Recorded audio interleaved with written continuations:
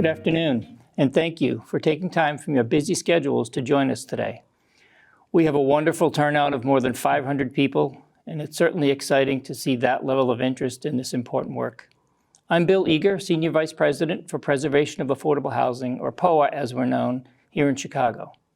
POA is a nonprofit developer that owns and manages 12,000 apartments in 11 states in the District of Columbia.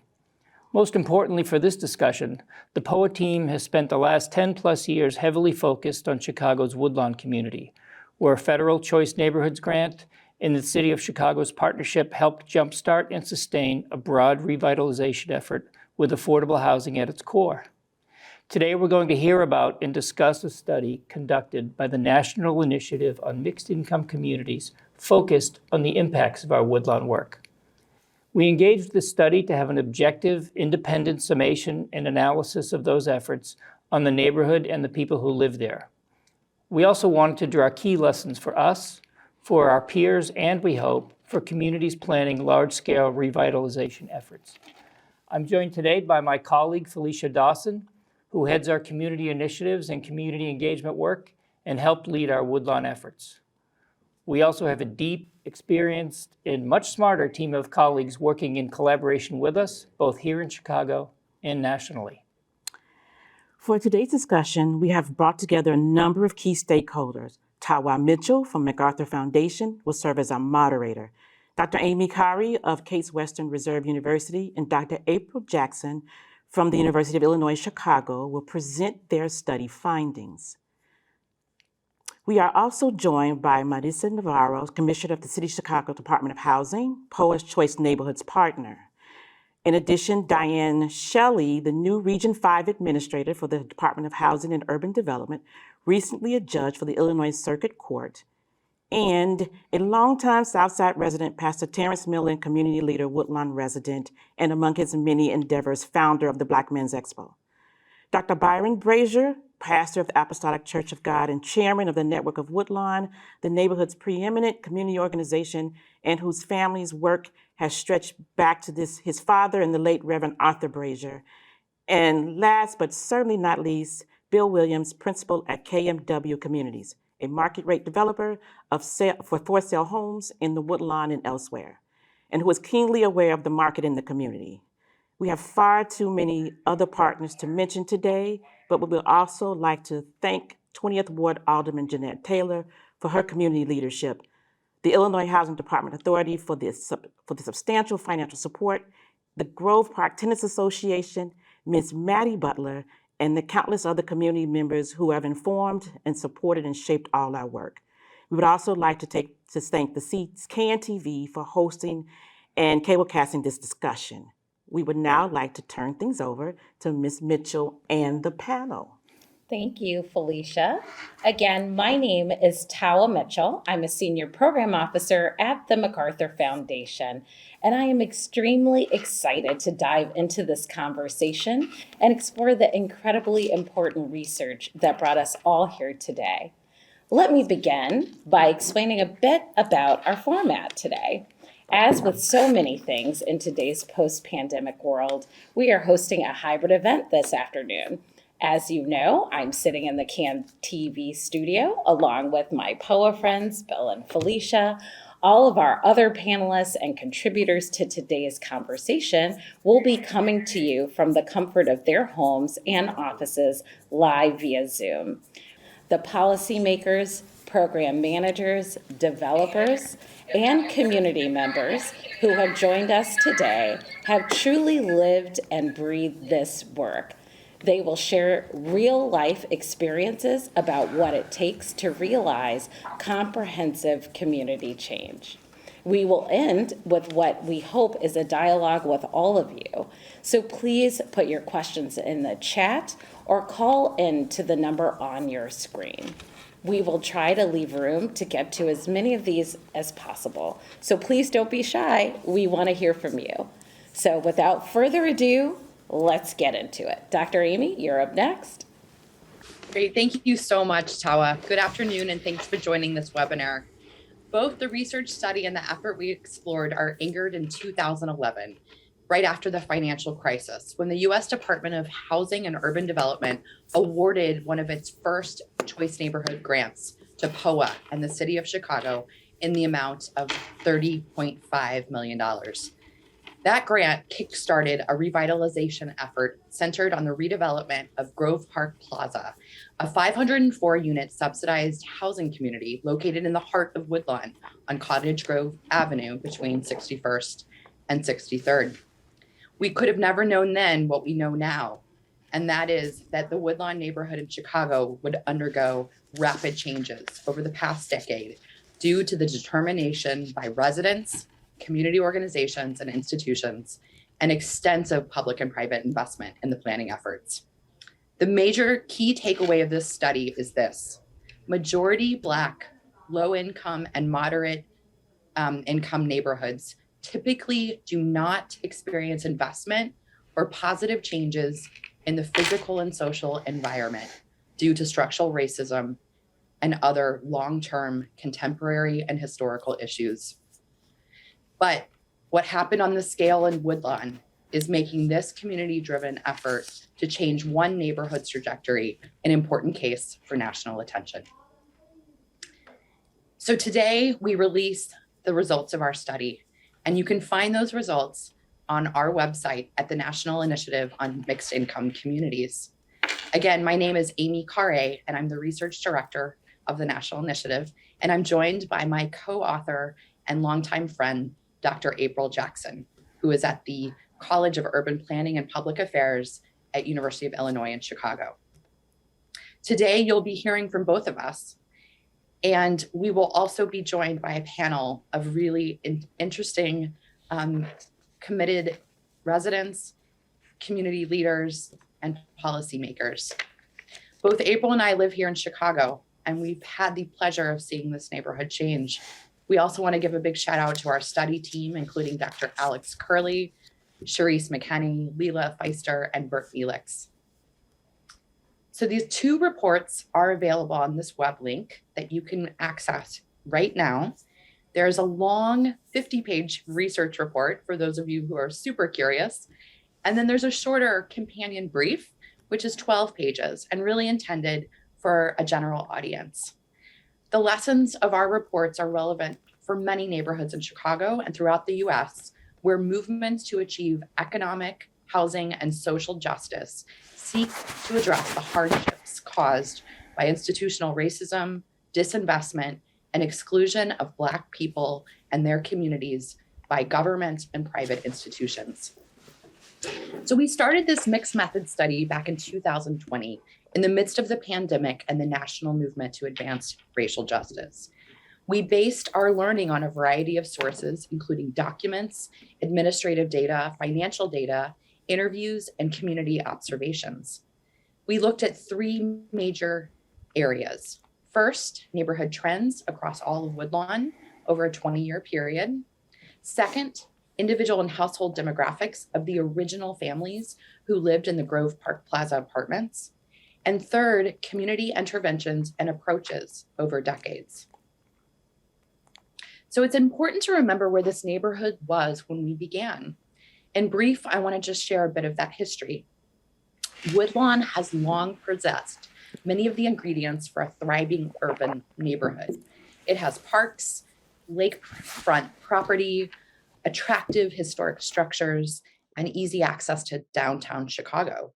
Most importantly, it has a resilient and deep-rooted culture and a dynamic history of community organizing and planning. So there's a lot of detailed evidence in our long report, and today we'll only summarize a few of the key findings, but we will touch on three areas. First, the key approaches to community-informed redevelopment. Second, important outcomes that promote economic opportunities, access to quality housing, and improvement in residents' quality of life. And finally, key recommendations for community residents, policymakers, and planners and developers. So let's start with the first key finding around comprehensive community change. So what did we learn? We learned that partners who POA and the city of Chicago brought to the table help to advance equitable, balanced redevelopment. One of the greatest challenges from the beginning, and even to this day, has been building trusting partnerships around a collective vision for the entire neighborhood. We've heard the term one Woodlawn, and that's a term that people continue to go back to. The idea that across generations, across populations, and across geographies within the neighborhood, we've got to have one community. So when the 2008 global recession hit and residents who had long-term connections to community organizing started to address the challenges with foreclosed houses and violence, it was at that time that the tenants themselves, those tenants living in Grove Park Plaza apartments, recruited POA to aid in the redevelopment process. They were looking for a trusting development partner. Now, in contrast, there were some other Woodlawn community members who were fighting against POA's involvement due to their concern about the expansion of subsidized housing into the blocks throughout the neighborhood and off the major corridor. As our research demonstrates, POA, the city of Chicago, and its partners were rooted in respect and trust, which helped produce quite a unique engagement process across these different populations of residents in Woodlawn, and also with community organizations, nonprofits, churches, and larger organizations and institutions like the University of Chicago. So while the debates about certain issues can ebb and flow over time, much of the efforts are reliant on community residents' willingness to use their power to influence the decision-making process, led by those stakeholders who held positional power. And it was because of that trust and that respect that one of the major findings of our study shows that POA and the city was able to do the kind of work that they did. So what did they do? They preserved, stabilized, and expanded housing opportunities. The contributions in housing included ensuring that low-income residents were able to retain subsidized housing. And because of that, there was a one-for-one replacement for all of the units that were torn down. Each one was rebuilt, mostly within the Woodlawn neighborhood, and also some relocated in and around the South Side.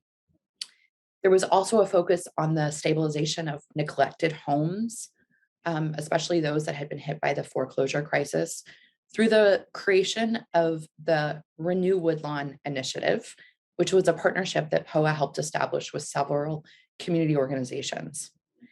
And finally, there was an expansion of new market rate and affordable housing through the development of newly constructed buildings on the main corridor of Cottage Grove. So during this past decade, POA developed a total of 11 buildings in Woodlawn, located both in East and West Woodlawn, and there's been almost 1,000 units completed on the existing Grove Park site and in surrounding locations, including a large 65-unit senior development. So the new and rehabilitated housing in Woodlawn helped to redefine blocks, districts, and even the entire neighborhood. And this is quite an accomplishment given that the effort started at the tail end of the economic crisis. In addition, POA was committed to a mix of housing that did not necessitate having all residents live in the same buildings by income, which means that they believed in a mixed model across the neighborhood, not only in a single building. Next, the commercial and transit development that POA and the city launched created over 80,000 square feet of new commercial and community space. So they've been quite creative in attracting and retaining the kinds of businesses that Woodlawn residents desire. Much of the work of the past decade focused on helping support and build up small business development, especially those owned and operated by African American people, including the UPS franchise. POA also led the creation of a new partnership to develop the first full-service grocery store in Woodlawn in decades. This is the Jewel Osco at the corner of 61st and Cottage Grove. And this involved rezoning an existing residential property to commercial attracting a local commercial developer, and supporting the community engagement process for necessary resident input. Another key improvement has been the pedestrian-friendly corridor that connects residents and visitors to the 63rd Green Line train station. POA allocated choice funding for transit improvements, including signage and better lighting and safety cameras. And this led to overall a $60 million investment from the Chicago Transit Authority, the City of Chicago, and the state. And next, the other thing that was very exciting about what they produced was high quality community desired resources. So just walking down Cottage Grove or driving through the neighborhood of Woodlawn, there's a noticeable difference in the amount of people gathering at parks, taking public transit, and exercising. So POA's leadership team, along with key neighborhood partners, such as the network of Woodlawn, devoted countless hours to creating promising public safety strategies. So one part of the Choice Neighborhood Grant focused on the Woodlawn Public Safety Alliance. And essentially more residents than ever became eyes on the street to positively influence a culture of neighboring. And this resulted in minor but noticeable decreases in violent crime. In addition, new community facilities were created that focused on positive youth activities, including the 25,000 square foot youth recreation center, which is operated by the nonprofit organization Metro Squash. And there's also a new early childhood education center for children ages 2 to 5 that meets an important need for local working families. And they also built a new Woodlawn Resource Center, which is a gathering place for people to learn about jobs and activities. I'll now turn it over to April. Thank you, Amy. So we're excited to now outline 4 of the key sort of outcomes of POA's work focused on attracting additional investment to Woodlawn, positive changes in the demographic, economic, and housing indicators for both the original Grove Park residents and the Woodlawn community more generally. So POA secured both public and private investment in ways that have been especially valuable for Woodlawn. Notably, POA and its partners leveraged HUD's choice grants to bring more than $400 million to Woodlawn's redevelopment. Of this, $170.7 million was dedicated for housing from 16 public and private sources, ranging from the City of Chicago, the Illinois Housing Development Authority, and the Low-Income Housing Tax Credit Program. As you can see in the pie chart, much of the funding went to neighborhoods, which really speaks to the comprehensive nature of POA's work. Less, though, a significant portion went to housing and a smaller proportion to people, which may suggest the extent to which there's need for additional services. A key investor noted that POA's Choice Neighborhood Grant could be seen as a textbook case study for how the money was supposed to work. In fact, it was leveraged multiple times. Woodlawn has also experienced changes in economic characteristics, particularly increased income diversity and higher rates of employment with widening income gaps between residents. Overall, the Woodlawn median household income between 2000 and 2018 from $25,000 to $30,000. Notably, the income range of Woodlawn residents has changed significantly. So data from 2006 to 2010 revealed no household earning more than $75,000, with the majority of households, about 65%, earning less than $25,000.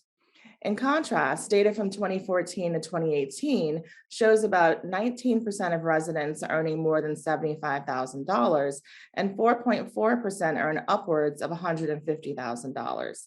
So there's been about a 17% decrease in those reporting an income of less than $25,000. So these changes really highlight that Woodlawn's household economic stability has improved over the past 18 years. Also, the median household income for on-site residents has increased as well. So the next chart shows changes in income of original households living on site. The dark blue is the median and light blue is the mean income. The median income for original households in 2009 was about $6,800, and the median income for the original household still living on site in 2019 was about $16,000. So overall, the original households that remained in a POA-owned property gained income. There was also overall population decline of original Grove Park residents. Despite significant efforts by POA to ensure housing stability of original Grove Park residents, where every resident that wanted to remain in Woodlawn were guaranteed a unit and offered 3 housing choices, including housing choice vouchers in 2015 and 2016. However, there was an overall decline in the number of original households from 2009 to 2019. At a baseline in 2009, original households make up about 100% of residents. By the end of the choice grant in 2017, original residents make up 34%, and the rate of return of about 25% was lower than what most staff expected by 2019. And the remaining households tended to be smaller households with fewer children compared to all original households. So in assessing some of the changing demographic trends, Woodlawn has experienced population decline more generally and increases in white, Latino, and Asian populations, and has become more educated between 2000 and 2018. Comparatively, Chicago's seen an overall decline between 2000 and 2018, with a population decline of 7% overall, which is the second largest population loss of all US cities. The Woodlawn neighborhood saw an overall 5% decrease in population between 2000 and 2018, but more recently, the 2020 census indicates there's been about a 3% population increase and 12% increase in households from 2010 to 2020. Woodlawn has also remained a historically African-American neighborhood with about 93% Black population in 2000 and 83% in 2018. So the neighborhood population as a whole has become more racially and ethnically diverse with an increase in white, Latino, and Asian residents. Additionally, the portion of the population with less than a bachelor's degree decreased from 86% in 2000 to 70% in 2018. So this also indicates the average education level of the population is also increasing. Woodlawn has seen fluctuations in both owner and renter occupied units, median rent, median home values between 2000 and 2018. There was significant growth across most housing market indicators between 2000 and 2010, followed by declines between 2010 and 2018, which may be a result of post-recession market adjustments. So there are some distinct fluctuations in housing tenancy, both in Woodlawn and Chicago. In Woodlawn, there's been a significant loss in the proportion of renters, which may indicate the changing unit mix of housing within Woodlawn. Overall, from 2000 to 2018, renter-occupied units decreased by about 14.7%, while owner-occupied units increased 23.1%, and median rent has increased roughly 126.3%. Median home values also have increased slightly, about 1.4% between 2000 and 2018, but in 2020, Woodlawn saw the highest increase in median home sales price, about $287,500 of all Chicago community areas. So in the next slide, these maps show that there are clear delineations between West Woodlawn and East Woodlawn. Neighborhood change is occurring as a patchwork of growth, with Southeast and Northeast Woodlawn experiencing the most demographic, economic, and housing market changes reflective of neighborhood reinvestment patterns. Northwest Woodlawn is also experiencing neighborhood stabilization with increases in median gross rent, rental units, and median home values between 2000 and 2018. In contrast, Southwest Woodlawn is experiencing stalls and redevelopment. With planned public and private future investments, particularly the Obama Presidential Library occurring in Northeast Woodlawn, there's certainly additional attention to be paid to development pressures that could lead to eventual residential displacement. So I'll now turn it over to Amy to discuss the implications for action. Thanks, April. So we've shared a lot of findings and we've made the reports available online. And so you may be wondering, what are the major takeaways for your life and your work? Next, I'll share 3 slides that describe the implications for different constituencies, and then we'll invite in our panelists. Despite Woodlawn's renaissance, the work of sustaining progress remains. The neighborhood is certainly at a crossroads between new market rate housing opportunities, the threat of gentrification, which could potentially exclude long-time, less affluent residents. Plans for future investment, such as the Obama Presidential Center in Northeast Woodlawn, along with a recent jump in the median home price to $287,500, the biggest percentage increase in all of Chicago in 2020. All of this brings new development opportunities, but it also brings the potential for displacement. Those pressures are specific to Woodlawn, but they're not unique. What can this neighborhood's redevelopment experience tell us about how to move forward in Black neighborhoods like Woodlawn in ways that prioritize anti-racism and equitable development?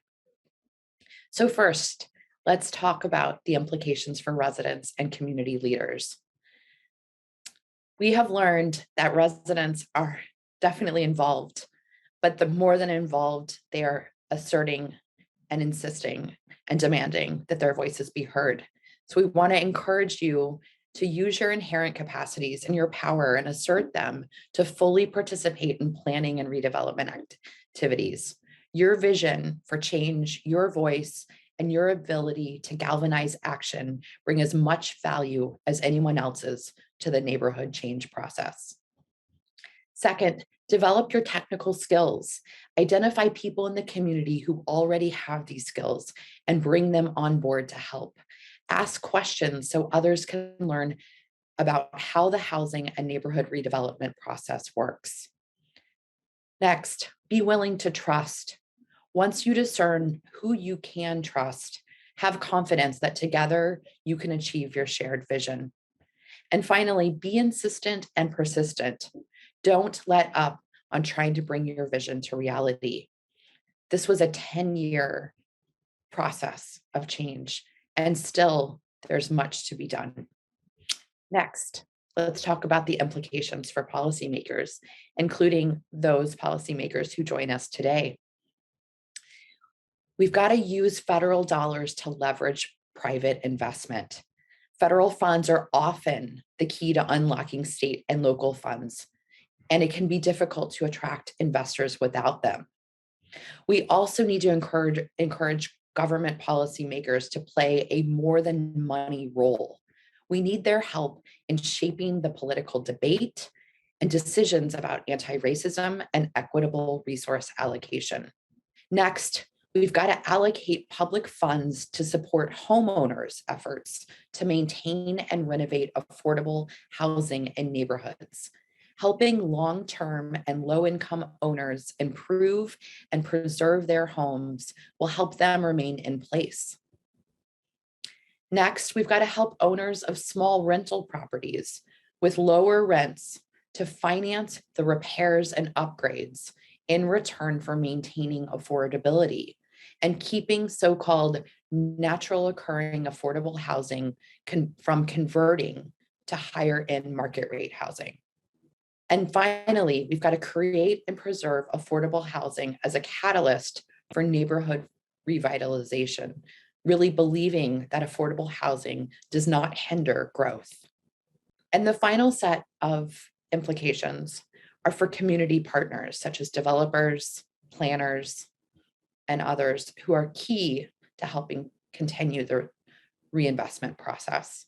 So for those of you that are on the call that are a professional like that, please make room at the table for community members, but more importantly, seek to sit at the tables where those community members are already planning community initiatives. Invite residents and community leaders to have a meaningful role in planning, considering key questions, making choices, resolving challenges as the work unfolds.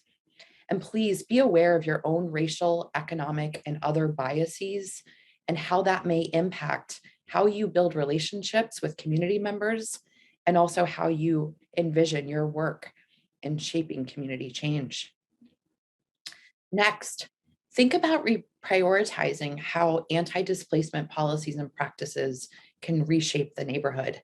These policies not only help protect low-income residents from displacement, they also send a signal that redevelopment efforts will be targeted to be inclusive of current community members and maximize the benefits for the original community members, including Black people and people of color.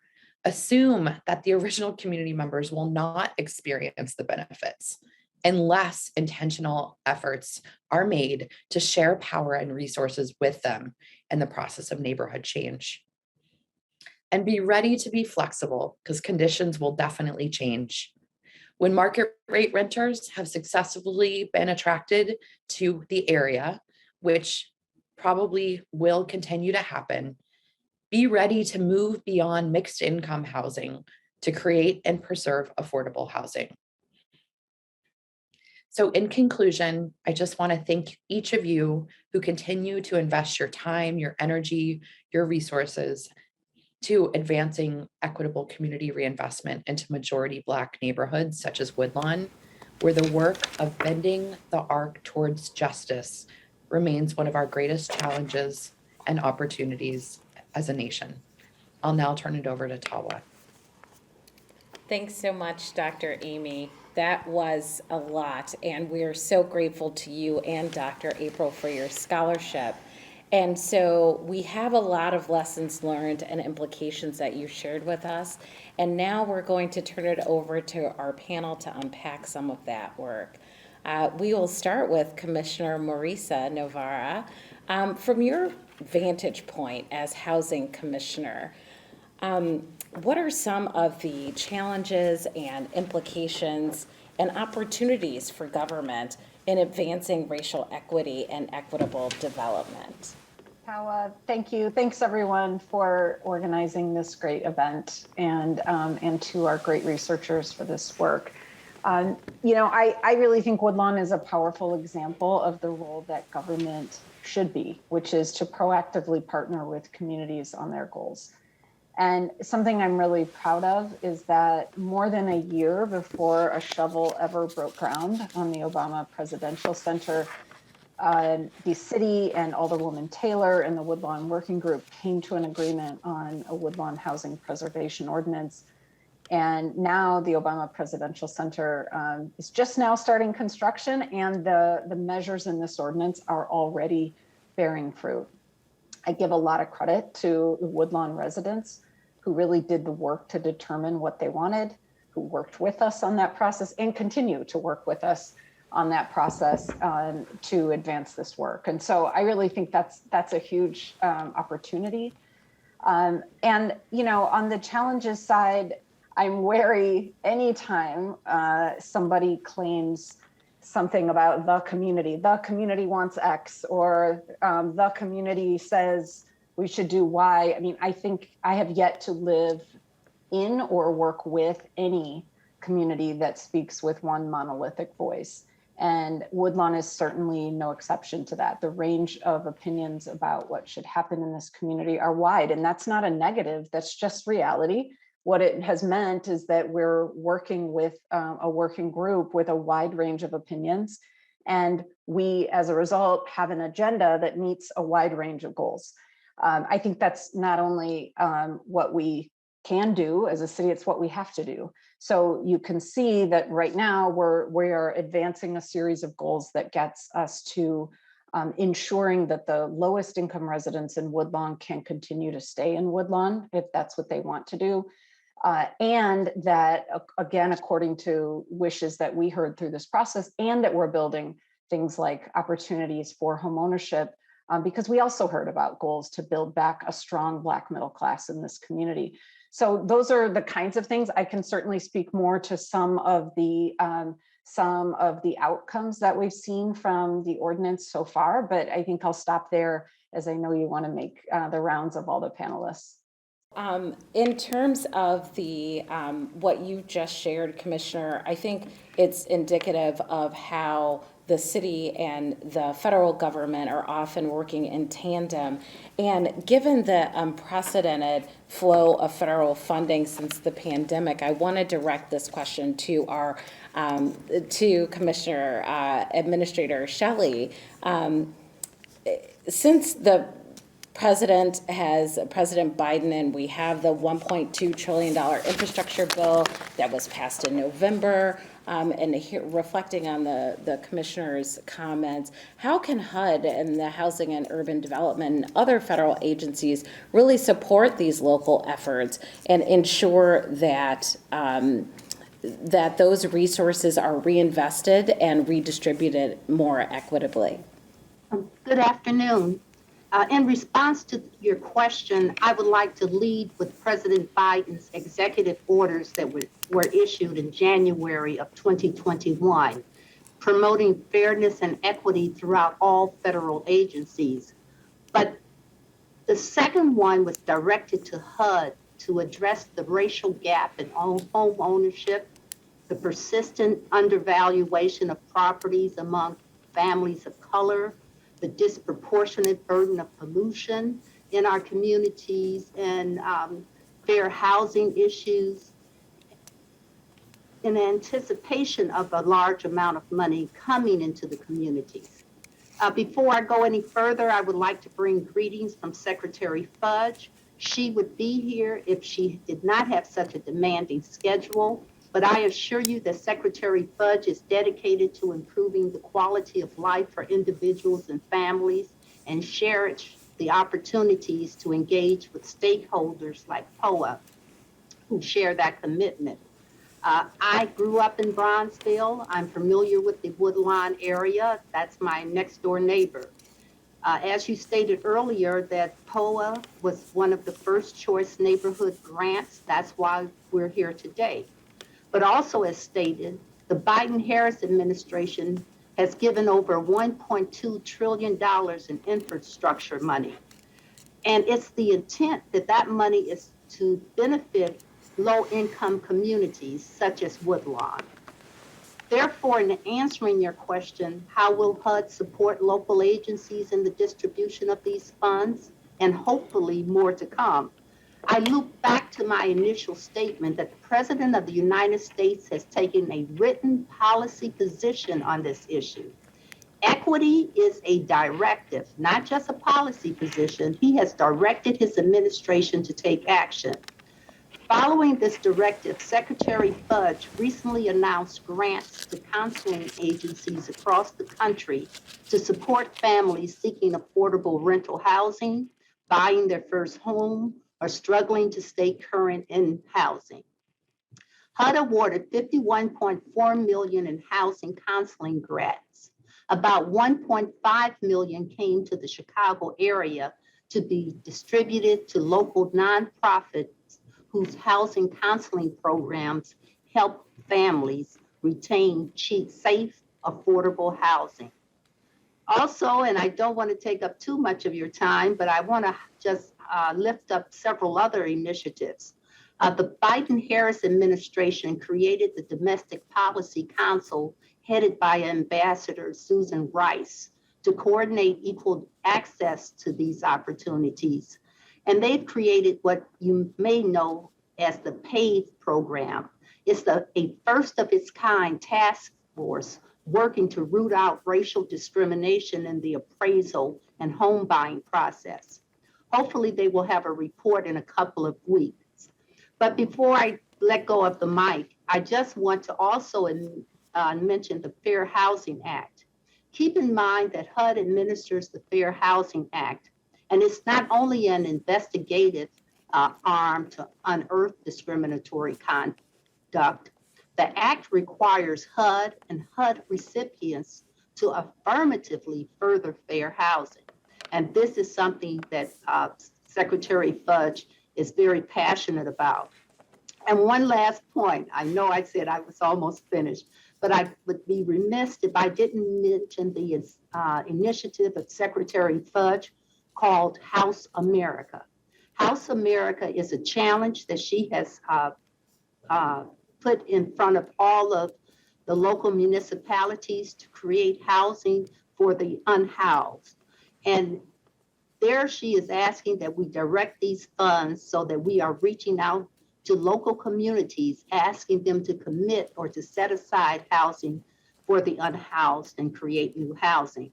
Here in Chicago, the city of Chicago has committed, Cook County has committed, and we're partnering with them to make sure that monies reach those that are most in need. Thank you so much. I think many of us are unfamiliar with just how these federal initiatives are playing out in Chicago, so it's wonderful to hear that recap and understand how this is taking shape. And I really want to turn it to Terrence, who is a Woodlawn resident, and I think we heard from the commissioner about how no community speaks as a monolith. And then we heard from the secretary and Administrator Shelley about some of the federal initiatives. And I want to know from you as a Woodlawn resident, I'm sure all of our viewers and listeners would like to know as well, how are you experiencing some of this change in your community? And what is it that you would like to see over the next decade? Or how have you been experiencing the changes between, let's say, 2000 and today? Terrence? Thank you for inviting me to this roundtable discussion. My family has lived in Woodlawn for over 78 years, so I've seen the massive change that have taken place. And currently, the robust transition of development has been a wonderful thing for the community at large, but change is always difficult and sometimes challenging for residents. Although change is good, it can be frightening. I think one of the concerns that long-term residents like my family, of course, is the concern about displacement and because of taxes, of course. But the other positive thing is that during this whole transition piece of development in Woodlawn, there has been a robust effort to engage residents in discussion and engagement and having the residents to sit down at the table to talk about their concerns and their vision for the Woodlawn community. I've seen, because of the work I do as a community organizer, activist, and pastor, I've been on the ground working with a lot of people through some of my initiatives of Black Man's Expo and Gentleman's Closet, where we've tried to provide services for men in transition. But overall, the community is embracing this change with a little reluctance because we have a lot of new residents moving into the community.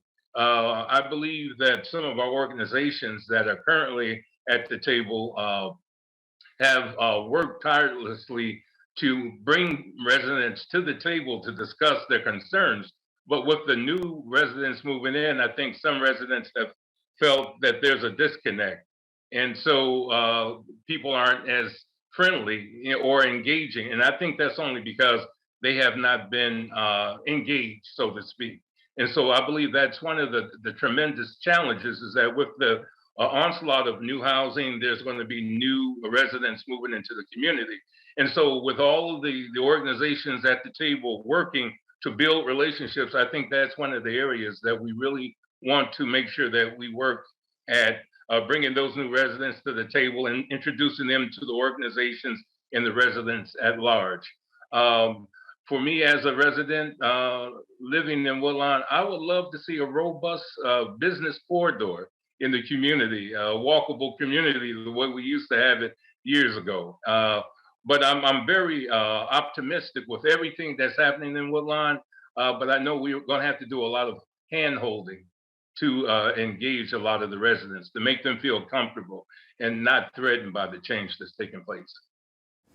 That's really, no, thank you. That's tremendous. And that's a priority of the MacArthur Foundation as well. And being able to work with our partners like POA, like active community members like yourself, I think to bring that vision to reality is something that we all strive for. I know that being a native Chicagoan and being from South Shore, that's something that I personally would like to see in all of our communities. So I think that vision is one to hold close. And Dr. Brazier, you have been in the Woodlawn community fighting the good fight for so long, you almost make it look easy. But how do you practically bring people, organizations, and institutions together to build a shared vision that sparks collective action and really charts the future for Woodlawn in ways that benefit residents who have lived there for decades? I appreciate this meeting and this Zoom environment. Um, I do want to first thank the people from POA for their dedication to the work in Woodlawn. I've always said that POA is a wonderful developer, it's a good developer, and they have done an outstanding job in supporting their development along with where their housing lies, whether it be in Northwest or Southwest Woodlawn. They have done an outstanding job. And their new acquisitions also prove out their dedication to the community. I also appreciate their dedication to participating on the different boards of the Network of Woodlawn, whether they be the Education Board, whether it be the Public Safety Board. They have done a wonderful job. And as we created the understanding of One Woodlawn and the 4 quadrants, they fully participated in that process. When it comes down to community engagement, what we have found is that there are 4 elements to a community. And these elements are education, safety, economic development, and health and human services. We recognize that when a community has high education and high economic development, they will tend to have low safety needs and low human service needs. If a community has low education and low economic development, you will have high safety needs and high human service needs. And so when you begin to take a look at organizing a community, it can't be on one of the single elements. It has to be across the board over all 4.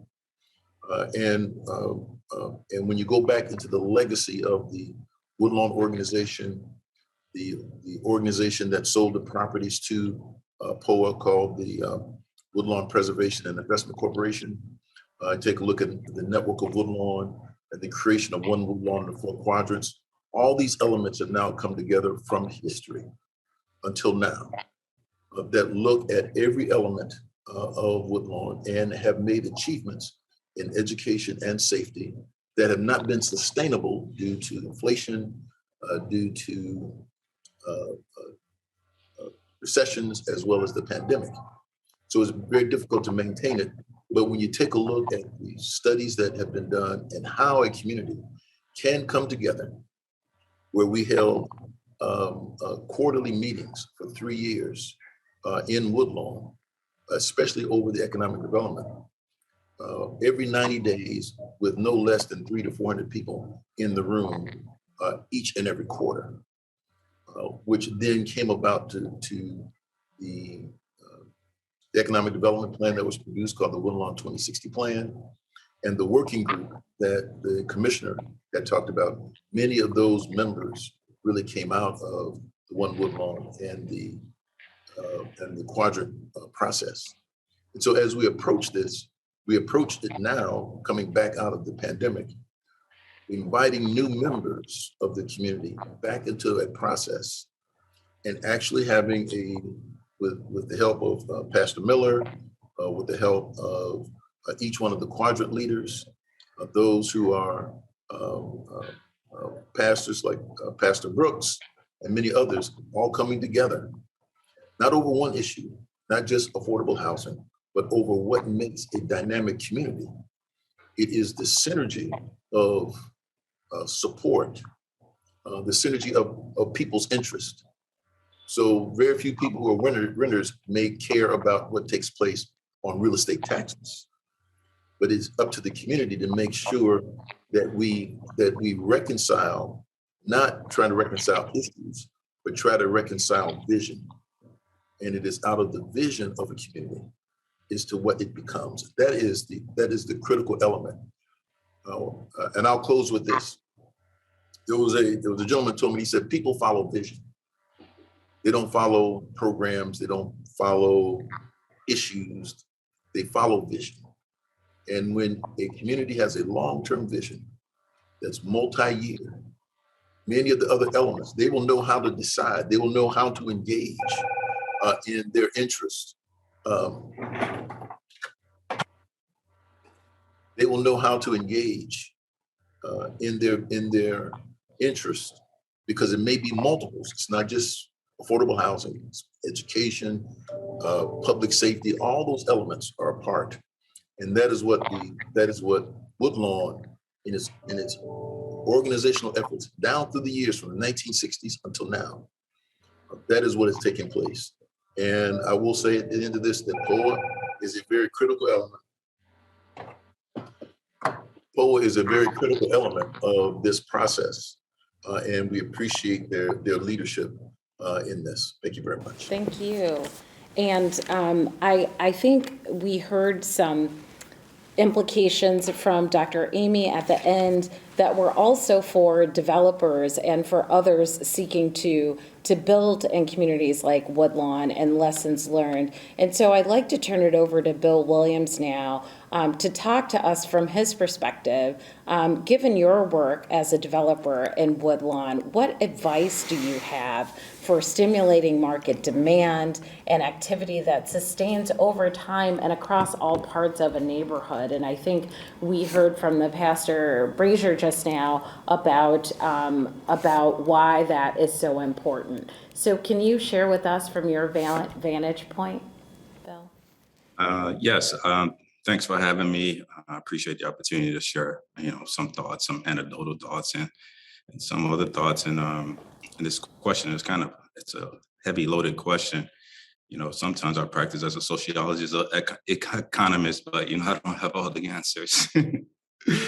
But, I've been romanticizing about Woodlawn for some time. I did my first project in Woodlawn in 2016. Actually, before POA even came, 6417 Maryland.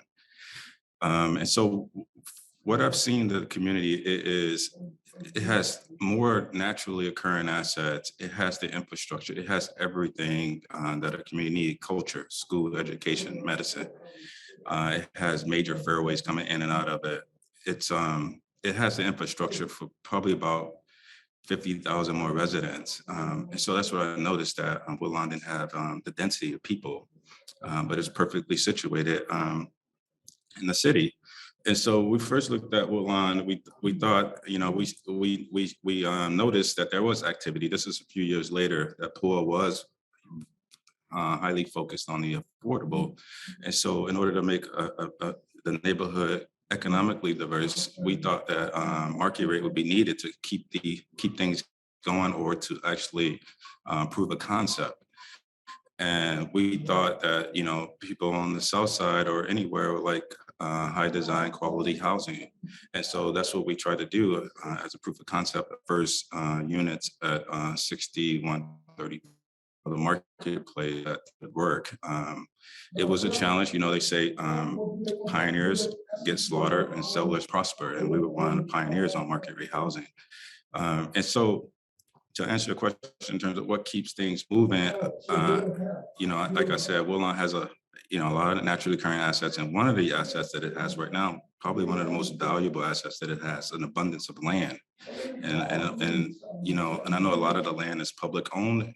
If this land is released or unlocked, it can really release the intrinsic value of the neighborhood to keep things moving.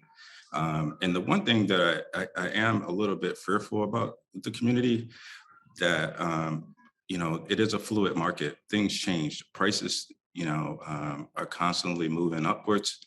And we, as I'm seeing in the marketplace now, the construction prices are getting higher and higher. And so the values to build in a neighborhood kind of exceed, the current values, that most people's incomes can afford. And so it's very challenging in that way to create, affordable home ownership without some type of help from the city in a way, or help from the state, or help from somewhere to continue the momentum and stabilize, families that are, moderate income families. Because what I also see is a neighborhood that'll be very low income and very high income, and then there's no middle. And lastly, along the corridors, I think Terrence mentioned it, that type of investment where the community becomes like a, walkable community, 15-minute community, that is, one of our goals too, was to attract more density, to bring in more incomes, to be able to attract, private investment. We've been kind of private investment ambassadors for the neighborhood for a long time too, bringing tours of, investors, tours with retailers, but it always came back to incomes and density. And so along the 63rd Street corridor, it seems to be perfectly situated for more retail.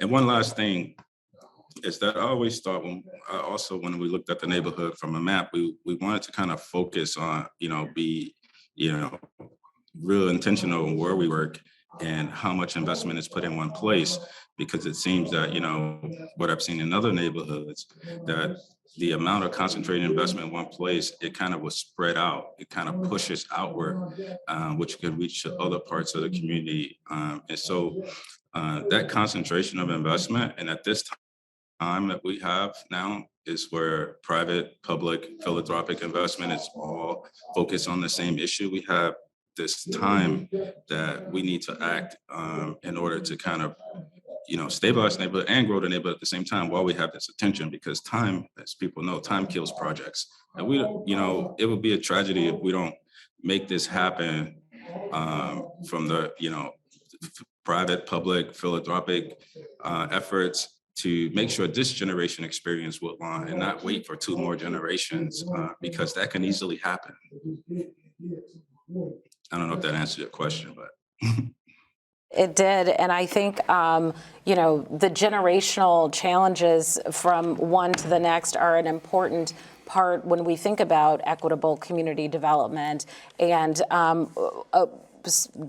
it flows right into our first question from the audience that I see. But before I move to that and the questions from the audience, I just want to remind people that MK Communications will be sending out an email to all registered participants of this afternoon's panel and webinar that will include the slides that Dr. April and Dr. Amy shared with us earlier, as well as a link to this broadcast and this panel discussion that we're having. So all of this rich information, you will have an opportunity to redigest and ruminate on far beyond our end this afternoon. But getting back to our audience questions, one viewer asked us, what is happening with vacant school buildings that have been closed in the Woodlawn area? And I know we've seen some really innovative reuse of such buildings in Inglewood and with the Overton School, but are there such happenings in Woodlawn with that? And I think we can turn that over to Reverend Brazier to answer. What's happening with vacant school buildings that have been closed in Woodlawn? The Woodlawn 2060 plan includes the four elementary schools, Wadsworth, Fisk, Betsy Ross, and one of the closed buildings at Emmett Till. And to create, and the plan also supports the creation of the walkability that Pastor Terrence Miller also brought up. And it is a part of the planning and the somewhere between the City of Chicago and the Chicago Public Schools, we can begin to take a look at the acquisition of those properties. Overton, which is in Washington Park, was RFP'd long before the closing of the 50 schools. And I sat on the Public Building Commission when that was done. And so I believe that a major effort push toward these schools will be very, very important. Second is that it is a necessity in order to move places of destination off of 63rd Street.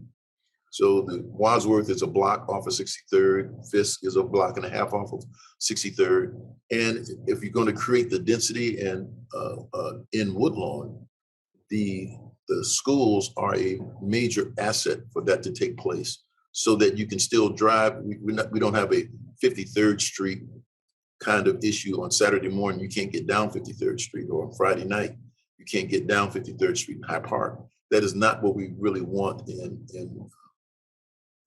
what the residents have said they don't necessarily want in Woodlawn. And so these schools become very, very prominent places of destination.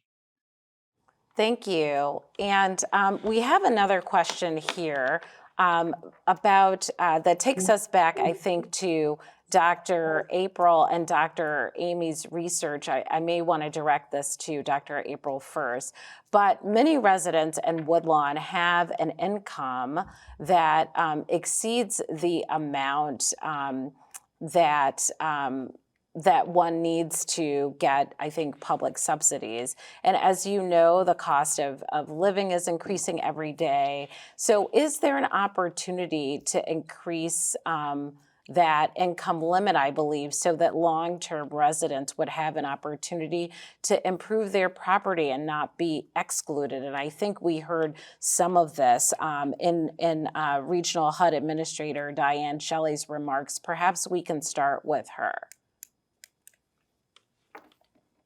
Has there been any conversation at the federal level about adjusting income levels to be able to accommodate perhaps Woodlawn residents who want to take advantage of some of the programming that was mentioned? Well, I'm so sorry, I can't respond specifically as to Woodlawn, but I do know that there are conversations taking place now regarding moderate income tax credits. It is an issue because in order to build a strong community, you want to increase and preserve the home ownership that exists there already. We do have homeowner assistance programs that can help in that regard, but there is a challenge, and that challenge is going to be communicated back to headquarters. I've spoken with other communities throughout Region 5, and they have the same concerns. But I would encourage you to look at some of our home ownership programs that we have now. Of course, the forbearance program that would help residents, moderate income residents who are trying to hold on to their homes, that's available. We also have restoration programs that are available to assist with the renovation and upkeep of the housing. So we want to be a stabilizing force. We understand that this is a holistic approach, and we want to be part of every element of that. And I think this is an excellent question for Pastor Miller, if he is still with us. One viewer asks, are there programs in Woodlawn that address trauma, especially for our youth? And I know that you mentioned nonprofits that you're associated with, but can you talk to us about whether or not those programs specifically address the trauma that many youth in Woodlawn have been exposed to? Well, one of the things I do know is that there are a number of programs on the ground that work specifically with young people. Future Ties, Jennifer Maddox, there's a new program that just started. Well, actually, it's an organization. It's the Wellness Center. It's on 67th off of King Drive, and they specifically have programs that work with individuals that are dealing with mental illness primarily. The trauma that you're speaking of that young people might be experiencing specifically, I would say Jennifer Maddox program, Future Ties, is one of those. There are other mentoring types of initiatives that are on the ground that work with individuals, but those are the programs that I am currently aware of right now in Woodlawn. Thank you. And I think that we had a question that was specifically for Marisa, Commissioner Navarra, and that question is, where do the affordable housing preservation ordinances stand within the city of Chicago? Sure, I can speak to that, Tawa. So there's a Woodlawn Affordable Housing Preservation Ordinance that passed in September of 2020. And it involved multiple elements on multiple fronts to provide some stability for existing residents and to provide for homeownership opportunities, to provide a Woodlawn loan fund, to provide the right of first refusal for tenants if their building's being sold, to provide increased levels of expectation for local hiring and local contracting when construction is taking place. And I can speak to a few things specifically. So one important component of the ordinance, section 3C states, in fact, actually, I'm going to ask Pastor Miller, I think you might, if you can mute yourself, somebody's unmuted, so we're getting some feedback. Thanks. Section 3C of the ordinance states that 52 of the 208 city-owned lots in Woodlawn will be reserved for deeply affordable housing. So that's already been committed to, that's done, it's in the ordinance. We will see this spring the start of construction on our first step on that promise. So Park Station Lofts is at 63rd and Maryland. It is 58 total units. 9 of them will be affordable to households at 30% of the area median income. 9 will be affordable to households at 50% of the area median income. Then we'll have some units kind of in a middle level of affordability, and there are some market rate units. So I think there's something for everybody to love about this development. Again, that's the first of many where we will be making good on that. We have been in discussion with the Woodlawn Working Group and with the Alderwoman about some other proactive steps that the city will be taking with city-owned land, with requests for proposals for both rental housing that will include the deeply affordable agreements as laid out in the ordinance, as well as for sale housing. All of our working group meetings are recorded and are shared on our website. I can put the link in the chat. So it's all very transparent, and anyone can take a look at those meetings and see. A couple other things that I'll just note. We did just wrap up a call for grants to longtime homeowners to preserve their homes. We received 184 applications. We're working with Neighborhood Housing Services to go through those applications, check for eligibility, and then proceed with ensuring that we're putting forward the repairs that longtime owners need to stay in their homes as long as possible. We also, as I mentioned, have a Woodlawn loan fund that has already made a loan in the community. And in exchange for that loan, which we work on with Community Investments Corporation, they do need to keep a portion of the development affordable. So those are a few things. And I can just add one thing to the earlier question about, are there, the cutoff of income that these housing services hit. And the cutoff is generally somewhere at 120% of the area median income, and sometimes as high as 140%. And I do want to stress that at 120% of the area median income is $117,000 for a family of 4. 140% of the area median income is about $130,000. Given the limited resources that we have at the city, that's where we are drawing the degree to which we can help folks. If you're over that income, our ability to help does drop off, because we want to reserve our funds for the folks who most need it. But with that income level, that is where we are hitting from about 80% area median income up to that level. That's where we're focusing on our home ownership opportunities. Thank you. A wealth of knowledge. So this question really is for everyone. I'm thinking that Felicia might want to kick us off with a response. But how do we increase stability of low-income families so that they can become stable renters or homeowners? And I know that that's something that POA has familiarity with. So would you mind taking a stab at this, and then we can open it up to other panelists? Absolutely. So a couple of things. There is the Resource Center is, as we developed as a part of what the community said they wanted.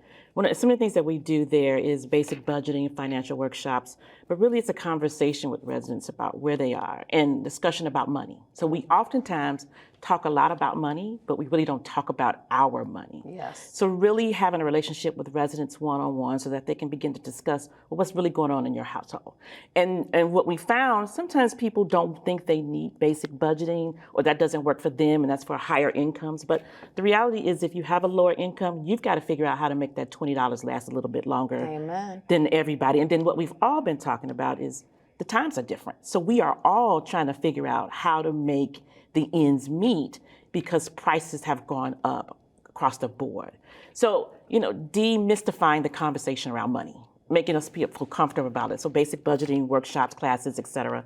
And then we have a specific program around helping families that live in our properties called the Family Self-Sufficiency Program. We're one of the first to be able, as a nonprofit private developer, to be able to administer this program.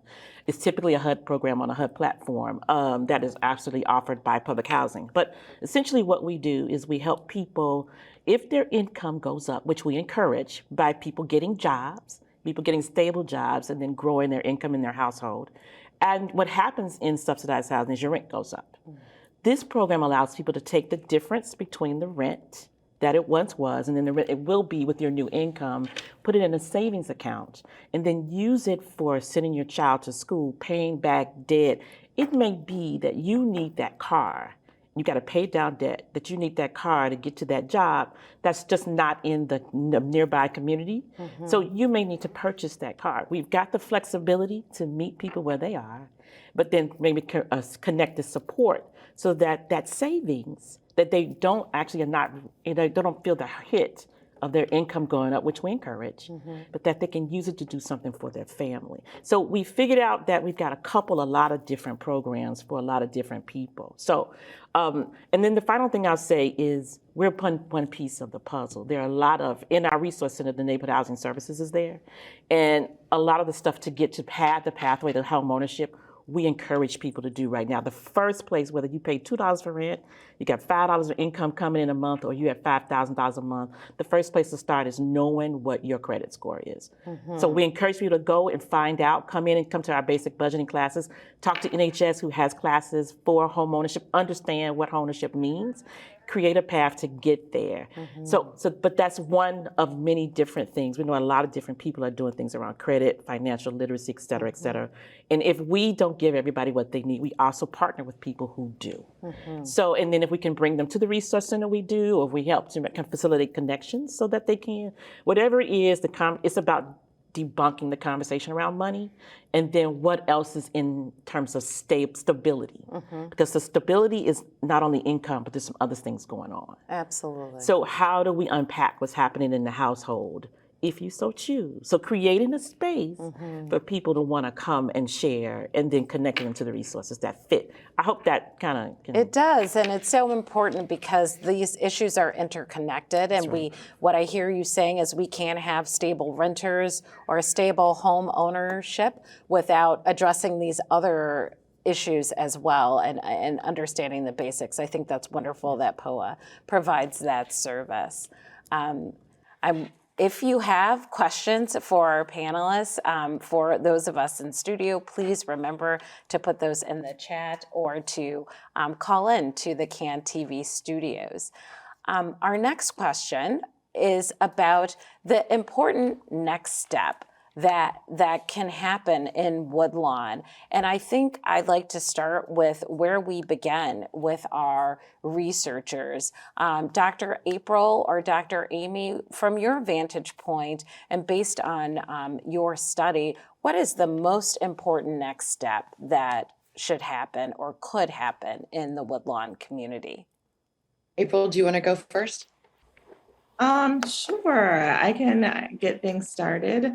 So I think, POA has done a really amazing job in terms of really doing comprehensive, holistic redevelopment, right? And I think when we think about the Woodlawn community and the current development pressures that the neighborhood is under, to really stay keyed in, right, into these development pressures and look to the future in terms of strengthening the Woodlawn Preservation Ordinance, right?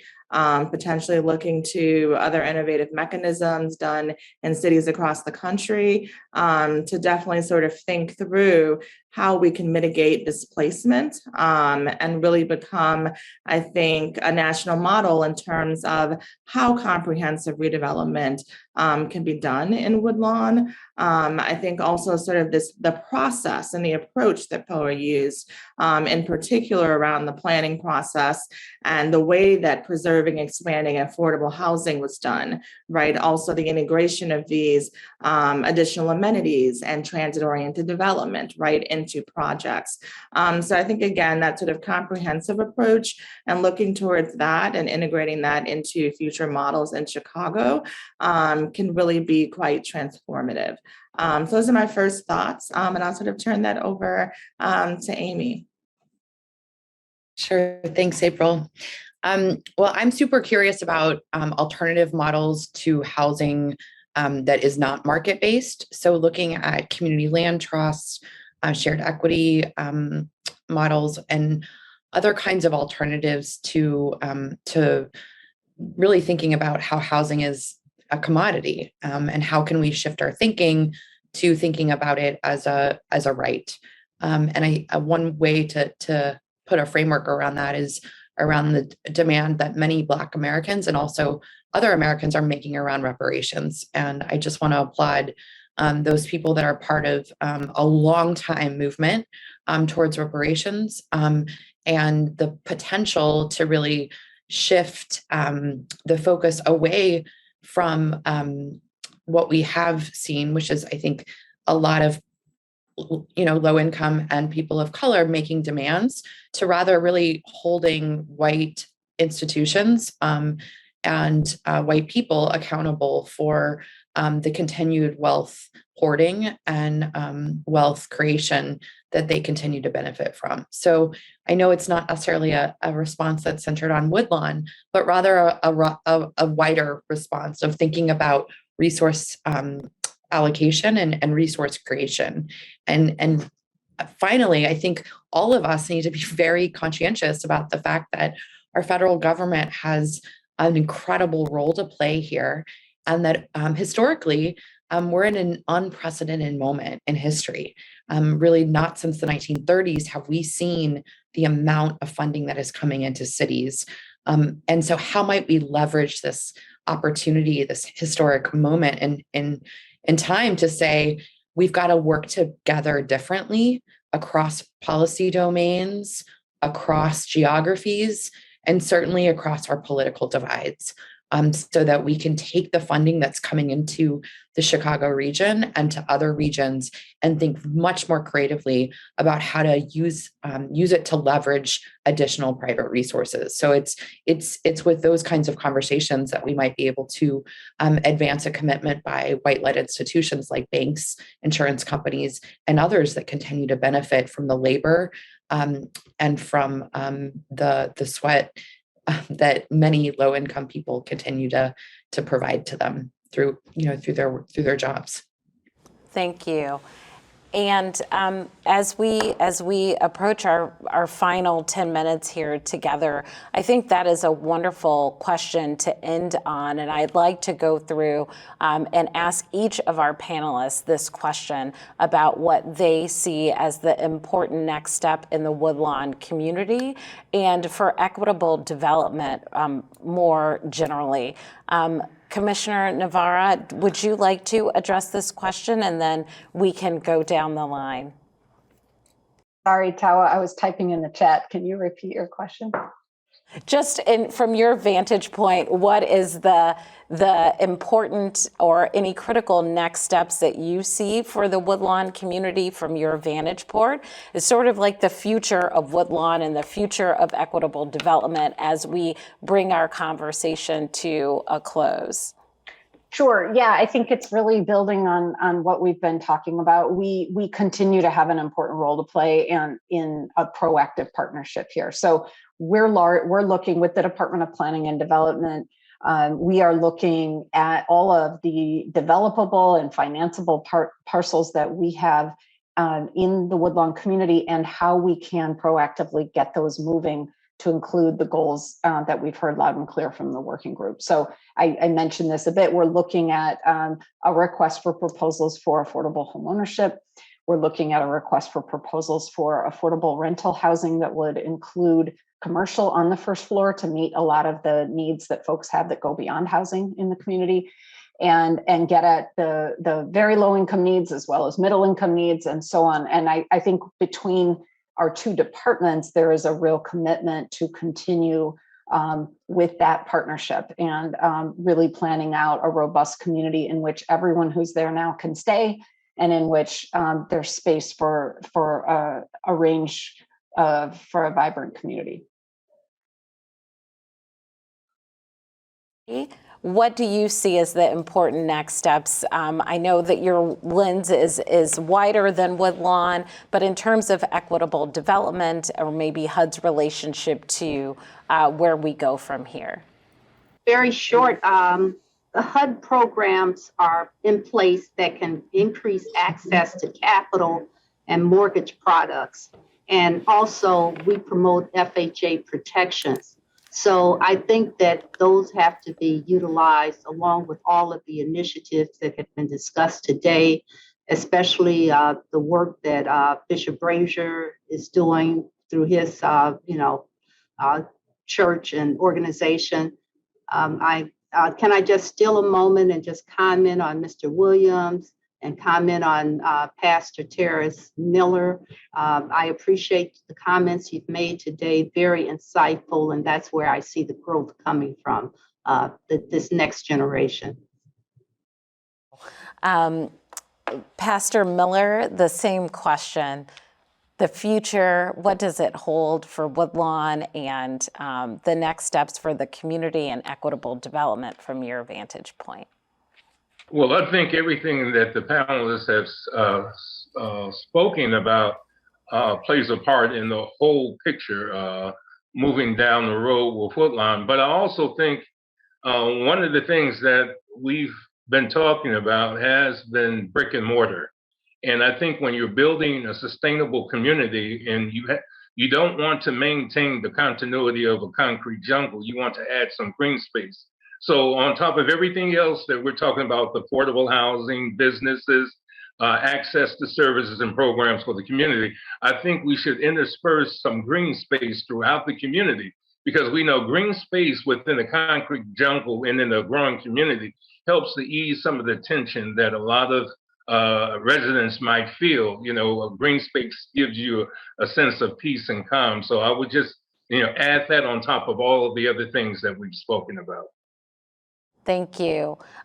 Bill, your thoughts on the next steps for Woodlawn and equitable development in the community? Sure. I think that some problems are so big that it takes government to kind of get things going.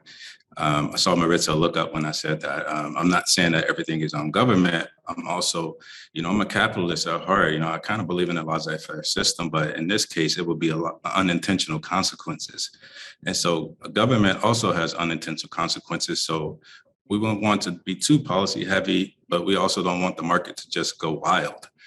So the market already has its eyes on Woodlawn. So I think the incremental release of some of the City Land incremental support and some of the larger projects from the government, not necessarily saying the city per se, but just saying the government, it has to be sort of very coordinated effort to control the growth, because otherwise it's going to get out of control. I can see, just based on construction prices, I can easily see $800,000, $1 million houses in Woodlawn in the next 2 years if this growth isn't controlled in a way where you don't put out the fire either.